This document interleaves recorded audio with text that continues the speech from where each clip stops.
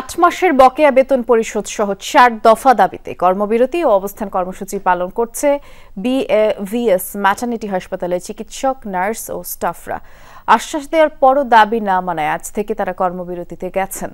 দাবি, হাসপাতালটির সাময়িক বরখাস্তকৃত অর্থ উপপরিচালক নজরুল ইসলামের বিচার প্রক্রিয়া দ্রুত সম্পন্ন করে বরখাস্ত করতে হবে এবং সে আওয়ামী লীগের দোষরা, এমনটাও জানিয়েছেন আন্দোলনকারীরা। প্রশাসক মাজহারুল ইসলামকে বিএভিএস থেকে অবমুক্ত করার দাবি তুলেছেন তারা। এছাড়া প্রত্যাহার করতে হবে কর্মকর্তা কর্মচারীদের উপর হয়রানিমূলক সকল আদেশ। কর্মবিরতি চললেও ভর্তি থাকা রোগীদের সেবা চলমান থাকবে বলেই জানিয়েছেন আন্দোলনকারীরা, কিন্তু নতুন রোগীদের সেবা দেওয়া হবে না বলেও তারা জানিয়েছে। বলছেন, বর্তমান বাজারে মাসের পর মাস বেতন না পেয়ে তারা দুর্বিষহ জীবনযাপন করছেন, আর তাই এই কর্মবিরতির কর্মসূচি। ৮ মাস আমরা বেতন না পেয়ে আমরা কিভাবে সার্ভিস দেব? আমরা পেতে হবে তো আগে।